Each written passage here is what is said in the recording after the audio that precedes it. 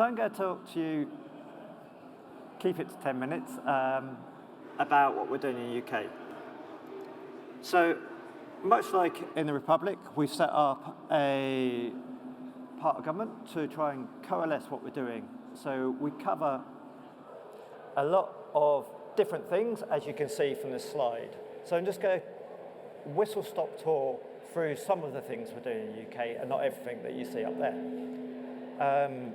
I think one of the key things we've done is try and reach across government, so where OZEV is actually part of two departments that you see up there. So one of the key things we set out is, as everybody else has done, our desire for where we want the UK to be. So we've got our key dates of 2030 and 2035 for phasing out the sale of ICE vehicles. And within the strategy, we set out where we see tax breaks working and maybe coming out, grants, and other pieces of legislation that we think may be needed to help this transition to decarbonise transport. So the first thing we did was to provide incentives for the take-up of electric vehicles. This has been hugely successful. The figures there are wrong. We've now got over 1 million vehicles, battery electric vehicles on the UK roads. It's incredible take-up in the last 2 years, which is why we scaled back the grants for electric vehicles to really focus on the areas that need support. So these are vans, trucks, taxis, and as you can see, wheelchair accessible vehicles. So much like elsewhere, where the market is really accelerating, we're focusing in on the bits where it isn't. And this is a key message going across my talk. Another key driver for the uptake of electric vehicles has been the benefit in kind tax for companies. This has meant that a large uptake has been by company cars, which in turn will feed the second-hand market because they turn over in typically 3 to 4 years or sooner. What else have we done? We set out, much like elsewhere, our infrastructure strategy of what we think is needed. So we've got our estimates of maybe 300,000 public charge points by 2030. But we're also looking at how we want these charge points to operate. We want it to be easy for people rocking up to a public charge point to use it. We want them to know it works. We want the market to drive where they're placed so that it's actually competitive. There's commercial incentive to do so. And government only really steps in where there isn't. So what do we have today? Oh, we've got well over 30,000 public charge points. I think my personal key stat here is the 400,000 private charge points that we funded. And this is giving you a kind of the ratio of private to public charge points that we funded. The most overlooked stat is actually most people will charge at home, and this funding proves it. So, what have we done to accelerate that? We have a number of grants on offer.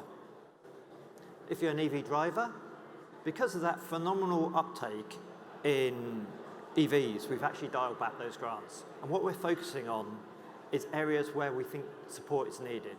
This is if you live in a flat, an apartment block, or an estate. If you're renting, you may need help. So we're actually, as well as giving those EV drivers still the opportunity to get a grant to put in a charge point, we're targeting the people who own the buildings, the landlords. And this is also in the commercial spaces for businesses. So actually, if you're leasing, the landlord will actually put in a charge point for you. I think this is key. We still support those businesses and give grants to SMEs and people owning big car parks to put in the infrastructure. Dig it up once, philosophy, kind of. And continuing to give support to local authorities to put in those public charge points. across the UK. Not forgetting rapid charge points. So we have a large amount of money looking at across our motorways, A roads, to make sure that you can top up along your way. Whilst the money is quite incredible, the focus is on those sites which are it's not economically viable necessarily to connect them to the grid, to get power there for the rapid chargers. So that's really, again, where our focus is, where the market can't deliver these rapid charging systems. I want to pause just a little bit on this slide. As I said earlier, we believe that charging should work. You can just turn up to any charge point in the UK, know it's working, know how much you're going to pay, and be able to use it. Sounds simple? It's not happening at the moment. We also, if you're mobility impaired, want you to be able to use those charge points. We recently published a publicly accessible standard, as you see, so that people designing those public charge points, and even private ones, can let this lady use the charge points. Lots of charge points have bollards and other things in the way, which means if you're in a wheelchair, you just can't use it. That's shocking. So we want to make sure that everybody can charge their vehicles. Lastly, I just want to touch on some of the interventions we're doing. It's not all finance. We're stepping in when we think legislation is needed. So this is a few of the things we've done. For the grid, everyone says, will there be enough electricity? We think we have the plan in place. To help that, we've mandated that all private charge points sold must be smart. This will encourage and help people charge overnight. And do things like load balancing as well, when there's pressure on the local grid. We're putting legislation in for that consumer experience. We want data to be open. We want it to be easy to find the charge points across the UK. So unsurprisingly, it's not. ZapMap is doing a fantastic work in the UK to try and get the data accessible. But actually, it should be there anyway. So we believe in open data, and we're going to regulate for it. New builds, again, people building new homes were not putting in EV charge points or new commercial properties. We've legislated in England, and the Scottish Government have done likewise, to make this so. UK is devolved, as you know, so some things are done in centrally, and some is done by devolved administrations. On the nudge effect, one thing we did quite early, a few years ago, was this nice little green flash you see in the car there.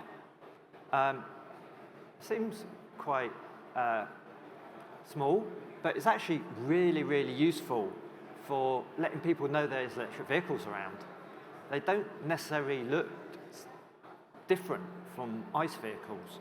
So if you're playing the game of how many electric vehicles can I see when I walk down the street, it really helps. And this, in turn, helps normalize electric vehicles. It's a great success. We've played with the license so that electric vans generally heavier than their ICE equivalent.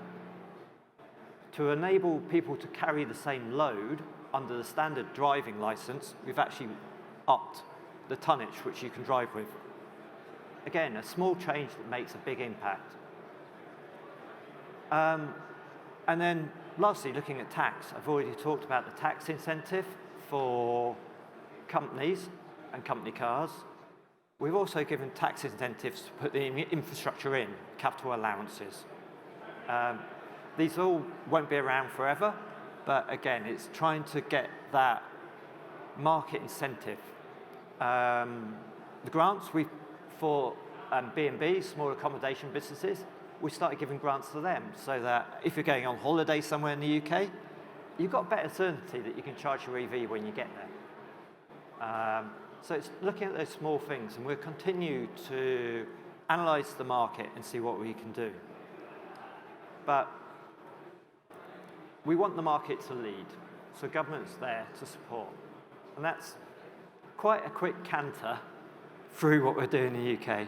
So I hope that was entertaining and useful. Thank you.